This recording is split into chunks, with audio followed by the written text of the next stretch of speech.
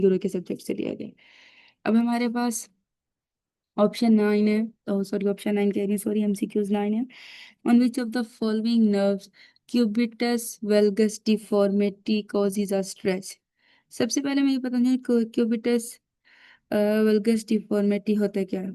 इसमें क्या होती है, फोर आर्म डेविएट्स कर देता है, डेविएट्स हो जाते हैं अवे फ्रॉम द बॉडी। ठीक है, अब उसने हमें ऑप्शंस दिए हुए हैं, अल्नर, रेडियल या मीडियन या पेरोनियल। ठीक है, अब सबसे पहले ये बताना है कि हमने क्यूबिटस वल्गस डिफॉर्मिटी, तो उसने बता दी, मैंने बता दिया कि होती क्या है।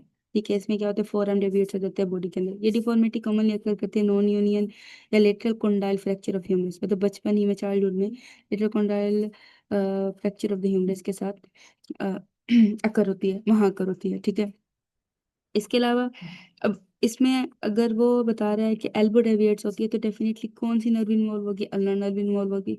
तो इसका करेक्ट ऑप्शन हमारे पास होगा ऑप्शन ए। बाकी आगे रेडियल नर्व, रेडियल नर्व का करती है, रन अलोंग करती है स्पाइरल ग्रूव ऑफ ह्यूमरस के साथ, इसमें स्ट्रेच नहीं हो सकता। और मीडियन नर्व जो होती है ये रन अंटीरियरली करती है, ये अफेक्ट नहीं करती वल्गस डिफॉर्मिटी को। जो पेरोनियल नर्व होती है वो लेग के अंदर होती है, तो वो रिलेट नहीं करती एल्बो के साथ। ठीक है, तो इसमें हमारे पास करेक्ट ऑप्शन उसने कहा कि जो कॉज करती है स्ट्रेस को, तो वो कौन सी नर्व करती है, अल्नर नर्व करती है।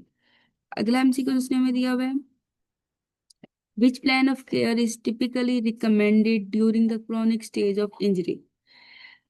ठीक है, अब पहले मैं बताती हूँ स्टेजेस ऑफ इंजरी रिहेबिलिटेशन कौन कौन सी स्टेजेस होती हैं, एक्यूट, सब एक्यूट या क्रॉनिक। एक्यूट क्या होती है, एक्यूट हमारे पास इन्फ्लेमेटरी स्टेज होती है 0 to 72 आवर्स। ठीक है, इसके अलावा जो हमारे पास सब एक्यूट होती है उसका टाइम ड्यूरेशन क्या होता है, फ्यू डेज से 6 वीक्स, ये रिपेयर स्टेज होती है। और जो क्रॉनिक होती है इसको रिमॉडलिंग स्टेज भी कहते हैं, ये 6 वीक से ऑनवर्ड होती है। जो एक्यूट होती है उसका गोल क्या होता है, कंट्रोल करना पेन को, स्वेलिंग को या स्पैज्म को। ठीक है, तो इसमें अगर एक्यूट का देखा जाए तो इसमें ऑप्शन कौन सा बन रहा है, कंट्रोल करिए पेन, स्वेलिंग और स्पैज्म को, तो ऑप्शन सी। सब एक्यूट का काम ये होता है कि वो प्रमोट करती है हीलिंग और रिस्टोर कर देती है रेंज ऑफ मोशन को। ठीक है, तो प्रमोट हीलिंग को कर रही है, तो इसका ऑप्शन क्या बनता है, डी। ना एक्यूट हुई ना सब एक्यूट। अब हमारे पास रह गए दो option, option A and option B. अब क्रॉनिक इसका गोल क्या है, ये इंप्रूव करती है स्ट्रेंथ को, एंड्योरेंस को, कोऑर्डिनेशन को या फंक्शनल एक्टिविटीज को। तो फंक्शनल एक्टिविटीज के साथ ही हमें याद रखना पड़ेगा कि ऑप्शन बी जो है वो हमारे पास करेक्ट ऑप्शन है, प्रोग्रेस फंक्शनल एक्टिविटीज। ठीक है, ये जो है हमारे पास, ये एमसीक्यू हमारे पास एमएस के से लिया गया है। ठीक है, तो वो मैं साथ साथ आपको बुक्स बताती आ रही हूँ कि कौन सा किस टॉपिक से लिया, कौन सी बुक से लिया गया है। तो इसका करेक्ट ऑप्शन हो गया ऑप्शन बी। अब आ गया 11, a 44-year-old man with a trauma at the spinal cord involving L3 and L4 segmental level, which of the following muscles are attached। ठीक है, अब उसने बताया सिनेरियो बेस्ड एमसीक्यूज है कि कोई 44 ईयर्स ओल्ड मैन है, उसके साथ ट्रॉमा हुआ स्पाइनल कॉर्ड, इन कॉर्ड के उसको इन्वॉल्व क्या कर रहा है, L3 L4 सेगमेंटल लेवल, तो कौन से मसल्स अटैच्ड होंगे। T7 से T12 तो एब्डोमिनल मसल्स होते हैं, एब्डोमिनल मसल ऑप्शन है, तो हमारे पास ऑप्शन में नहीं बनता। L2 से, अब उसने बोला L2 to L3 तो हिप फ्लेक्सर्स होते हैं, इलियोसॉस। ठीक है, तो हिप फ्लेक्सर्स में ऑप्शन क्या आ गया, ऑप्शन बी। ठीक है, ये भी नहीं हो सकता। उसने हमें L3 L4 पर पूछा, L3 और L4 पर नी एक्सटेंसर्स होते हैं इन्वॉल्व। ठीक है, जिसमें क्वाड्रिसेप्स, रेक्टस फीमोरस और वेस्टिस ग्रुप आ जाता है। तो L3 L4 पर नी एक्सटेंसर उसने मैंने बोल दिया ऑलरेडी, तो हमारे पास कौन सा इन्वॉल्व हो जाएगा, ऑप्शन सी, कि जो मसल्स हमारे पास अटैच होती हैं L3 L4 पर वो है नी एक्सटेंसर। ये निमोनिक्स आप अपनी नोटबुक्स पर या कहीं पे लिख सकते हो कि आपको इस तरह के एमसीक्यूज रिकॉल करने में आसानी होगी। और L4 और L5 पर आपके पास एंकल की डोर्सिफ्लेक्शन होती है। ठीक है, तो और ये जो एमसीक्यूज है ये हमारे पास न्यूरोलॉजिकल फिजियोथेरेपी से लिया गया है। अब हमारे पास है एमसीक्यूज नंबर 12, जिसमें हमें इसने सवाल है, क्या cerebral embolism can cause serious cerebrovascular accidents, which of the following is the main site of origin for the cerebral emboli. ठीक है, सबसे पहले ये देखना है कि सेरिब्रल एम्बोलिज्म क्या होता है। जब भी कोई ब्लड क्लॉट बनता है वो ट्रेवल कर जाता है ब्रेन की तरफ और ब्लॉक्स कर देता है आर्टरी को, तो ये कॉज क्या करते हैं, ischaemic stroke.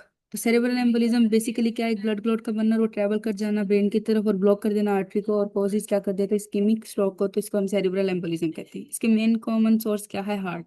Heart specially in patients, किन पेशेंट्स में हो सकता है, जिनके अंदर एट्रियल फिब्रिलेशन हो सकती है, पोस्ट मायोकार्डियल इन्फेक्शन हो सकती है, या वेल्वुलर हार्ट डिजीज और प्रोस्थेटिक वॉल्व हो सकती है।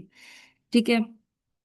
इस्लाम के अंदर हमें ऑलरेडी समझ आ गया हार्ट, कि उसने बता दिया कि सबसे ज्यादा कॉमन किस सोर्स किस पेशेंट में, हार्ट में, तो हमें पता चल जाएगा डेफिनेशन से ही कि इसका करेक्ट ऑप्शन ऑप्शन बी है। ठीक है।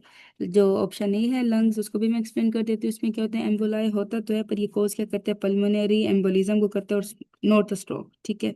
स्ट्रोक को नहीं करता, पल्मोनरी एम्बोलिज्म को करते हैं। ये ऑप्शन नहीं हो सकता। ऑप्शन सी है हमारे पास सुपरफिशियल लेग वेन्स, ये कोज क्या करती है, डीप वेन थ्रोम्बोसिस। इसमें भी पल्मोनरी एम्बोलिज्म होती है, बट क्लॉट जो होता है ना वो रीच नहीं करता ब्रेन तक, तो ऑप्शन ये भी करेक्ट नहीं है। ऑप्शन डी उसमें भी दिया हुआ है cervical lymphatic system. Cervical lymphatic system में क्या होता है, ये ब्लड क्लॉट फॉर्म नहीं करती, तो ये भी रिलेट नहीं करती। तो उसने पहले बता दिया है कि सबसे ज्यादा मेन कॉमन सोर्सेज का क्या है, तो हार्ट। तो इसका करेक्ट ऑप्शन होगा ऑप्शन बी। और ये हमारे पास भी न्यूरोलॉजी से लिया गया है, ठीक है, न्यूरोलॉजी की बुक से। अब हमारे पास एमसीक्यू नंबर 13 है, which of the following types of stretching is associated with repeated movements and momentum to gain a desired range of motion. ठीक है। अब इसमें हम उसने बताया है, ऑप्शंस दिए हुए हैं। पहले मैं बताती हूँ स्टैटिक स्ट्रेचिंग क्या होती है। Holding a muscle, stretch position में होल्ड करना है मसल को फॉर अ पीरियड, उसमें नो मूवमेंट, कोई ना मूवमेंट होगी ना कोई बाउंस होगा। ठीक है, ये होती है हमारे पास स्टैटिक स्ट्रेचिंग। डायनेमिक स्ट्रेचिंग क्या करती है, कंट्रोल करती है, स्मूथ होती है, सपोर्ट करती है स्पेसिफिक मूवमेंट्स को, लाइक एज लेग के स्विंग्स या आर्म सर्कल्स, और इसमें भी कोई बाउंसिंग नहीं होती। स्टैटिक में नो मूवमेंट नो बाउंस। जो डायनामिक है उसमें सिर्फ बाउंसिंग, उसमें बाउंसिंग नहीं होती, बट वो मूवमेंट्स को कंट्रोल करते हैं। जो ब्लेस्टिक स्ट्रेचिंग है, ये भी मोमेंटम बाउंसिंग को यूज करती है, रिपीटेड मूवमेंट्स करती है to push the muscles beyond their normal position. ठीक है, मोर नॉर्मल रेंज में लाने के लिए ये मोमेंटम को, बाउंसिंग को और मूवमेंट्स को बार बार रिपीट करती है। अच्छा, लाइक एज एग्जांपल है repeatedly bouncing to touch your toes, के बार बार अपने टोस्ट को हाथ लगाना। ठीक है।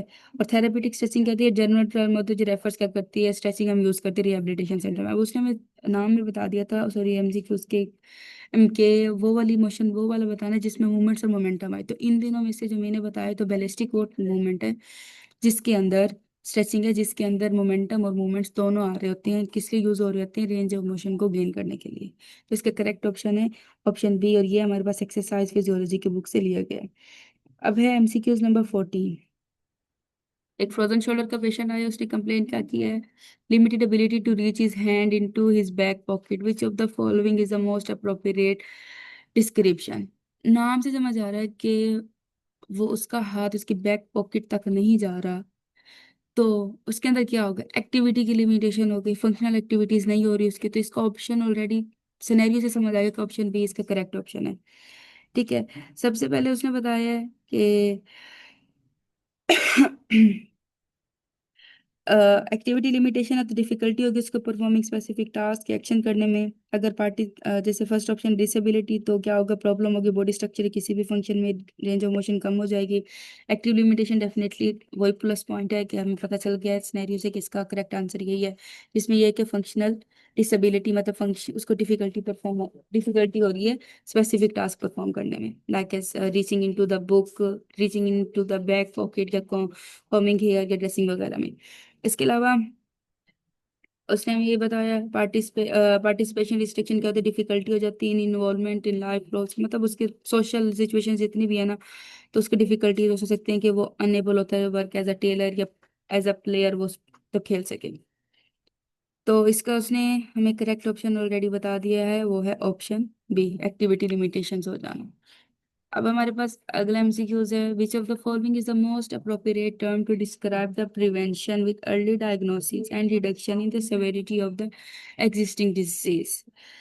प्राइमरी प्रिवेंशन क्या होती है, प्रिवेंट करना, प्राइमरी पी से है तो प्रिवेंट, प्रिवेंट करना डिजीज को before it occurs, like vaccination करवा देना, हेल्थ एजुकेशन एक्सरसाइज करवा देना, क्या हो डिजीज होने से पहले उसकी प्रिवेंशन कर देना। सेकेंडरी प्रिवेंशन क्या होती है, अर्ली डायग्नोसिस, उसके ट्रीटमेंट को स्टॉप कर देना, डिजीज की प्रोग्रेशन करना, रिड्यूस कर देना सिवेरिटी को, लाइक एज एग्जांपल में स्क्रीनिंग टेस्ट आ सकता है, अर्ली डिटेक्शन ऑफ हाइपरटेंशन आ सकता है, या mammography for the breast cancer आ सकता है। अब उसने बताया कि अर्ली डायग्नोसिस करना, तो अर्ली डायग्नोसिस क्वेश्चन के अंदर उसने एक वर्ड प्रोमिनेंट कर दिया, विद अर्ली डायग्नोसिस। तो करेक्ट ऑप्शन क्या होगा? Secondary prevention. टर्शियरी प्रिवेंशन में बता देती हूँ इसके